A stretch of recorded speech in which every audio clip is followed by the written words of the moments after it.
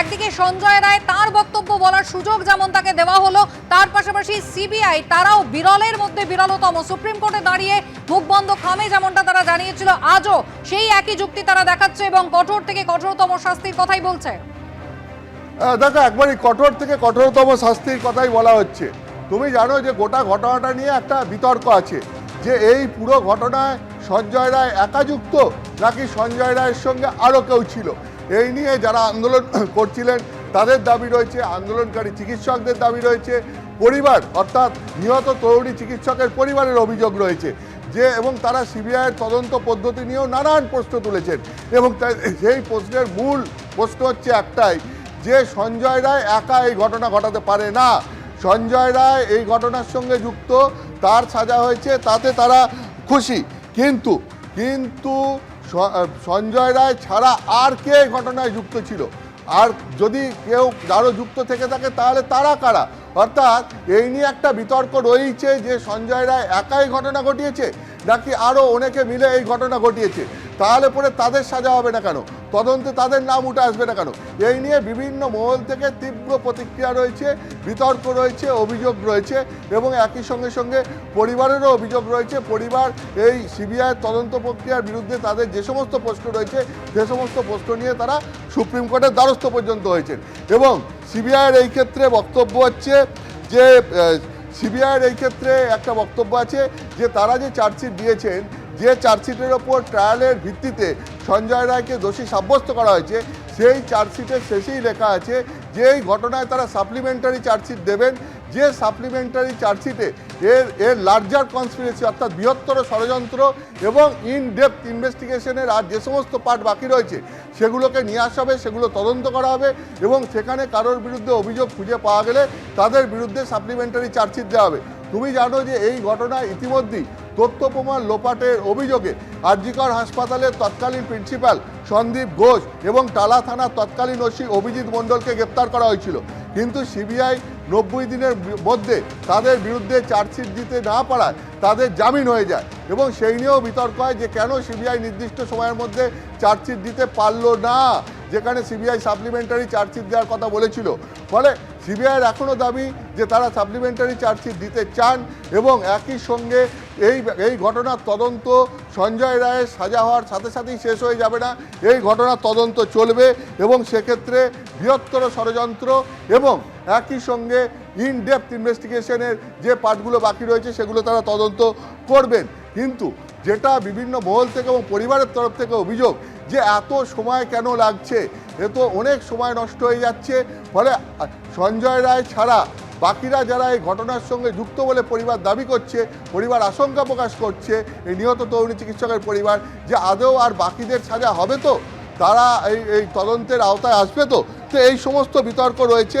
তার মধ্যেই তুমি জানো যে সঞ্জয় রায়কে খুন এবং ধর্ষণের ঘটনায় দোষী প্রমাণিত করেছে আদালত, এবং আজকে তার সাজা ঘোষণার দিন। তার আজকে মৃত্যুদণ্ড হবে না যাবজ্জীবন কারাদণ্ড হবে, এখন আদালতে আজকে সেই নিয়েই শুনানি চলছে। এবং তোমাকে যেটা আমি বলছিলাম যে সঞ্জয় রায় সে আদালতে আজকে দাবি করেছে সে নির্দোষ, তাকে ফাঁসানো হয়েছে, তার গলায় রুদ্রাক্ষের মালা ছিল, যদি খুন ধর্ষণের ঘটনা ঘটতো তাহলে তার রুদ্রাক্ষের মালা সেখানে ছিঁড়ে যেত এবং তার অংশবিশেষ সেখানে পাওয়া যেত। বিচারক বলেছেন যে আপনি আগেও বলেছেন আপনি নির্দোষ, কিন্তু আপনার বিরুদ্ধে যা তথ্য প্রমাণ পাওয়া গেছে তাতে এই ঘটনা কি ঘটেছে আপনি সব থেকে ভালো করে জানেন। ফলে বিচারক পরিষ্কার বুঝিয়ে দিয়েছেন যে সাজা পেতেই হবে, এবং সেই সাজা কী হবে, যাবজ্জীবন কারাদণ্ড না মৃত্যুদণ্ড, তা নিয়েই এখন শুনানি চলছে।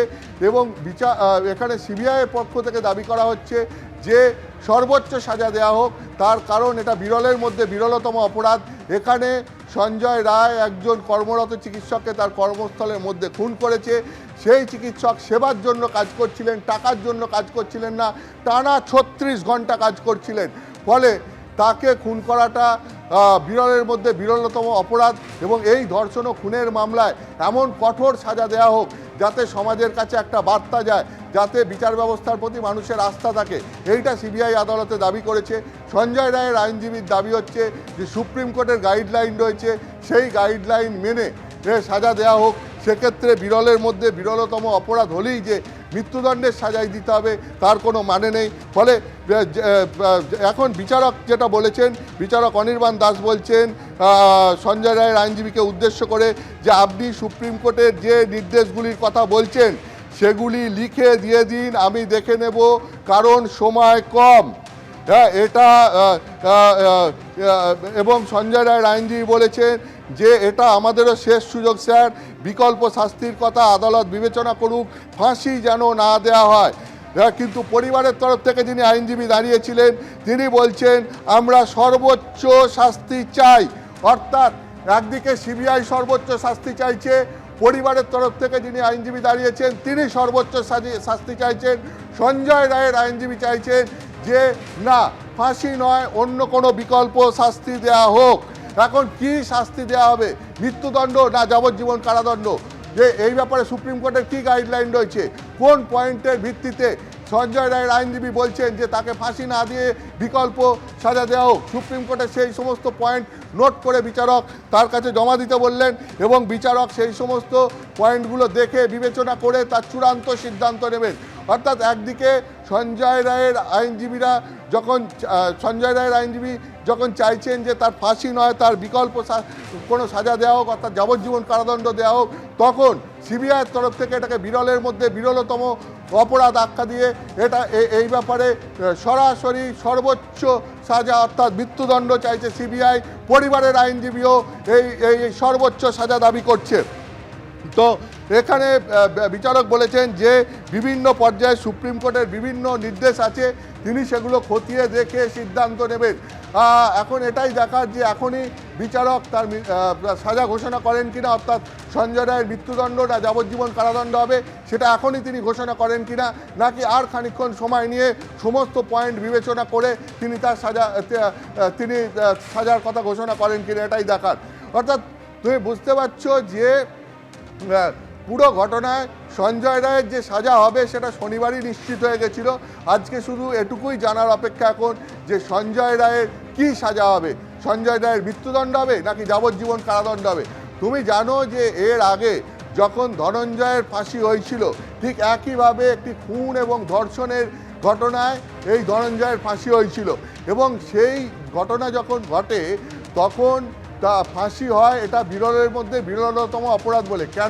কেন বলা হয়, তার কারণ ধনঞ্জয় একজন সিকিউরিটি গার্ড ছিল এবং সে নিরাপত্তা রক্ষী হওয়া সত্ত্বেও সে যে বাড়িতে সে নিরাপত্তা রক্ষীর কাজ করত সেই বাড়িতেই সে একটি বাচ্চা মেয়েকে ধর্ষণ করে খুন করে, স্কুলে পঠরত একটি মেয়েকে ধর্ষণ করে খুন করে এবং সেক্ষেত্রে এই বক্তব্য উঠে এসেছিল বিচারকের তার যখন ফাঁসি সাজা দেওয়া হয় বিরলের মধ্যে বিরলতম অপরাধ বলে, যে সঞ্জয় রায় যে সেখানে ধনঞ্জয়ের নিরাপত্তারক্ষী হিসাবে তার কাজ ছিল রক্ষা করা, পাহারা দেয়া, তার জায়গায় সেই ধর্ষণ করে খুন করেছিল, অর্থাৎ রক্ষকই ভক্ষক হয়েছিল এবং সেই কারণে ধনঞ্জয়ের ফাঁসি হয়েছিল এবং বিরলের মধ্যে বিরলতম অপরাধ বলা হয়েছিল রক্ষক ভক্ষক হওয়ায়। ঠিক এখানেও তুমি যদি দেখো, এখানে সঞ্জয় রায় কলকাতা পুলিশের একজন সিভিক ভলেন্টিয়ার।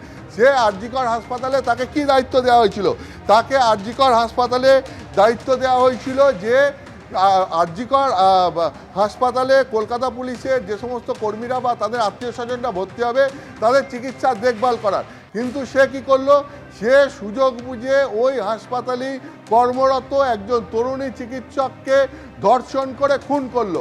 অর্থাৎ যে পেশায় একজন সিভিক ভলেন্টিয়ার, যে কলকাতা পুলিশ ফোর্সের একটি অংশ হিসাবে কাজ করে, সেই সিভিক ভলেন্টিয়ার সেই যে হাসপাতালে তাকে দায়িত্ব দেওয়া হয়েছে সেই হাসপাতালেই একজন চিকিৎসককে ধর্ষণ করে খুন করলো। অর্থাৎ এখানেও রক্ষক ভক্ষক হচ্ছে।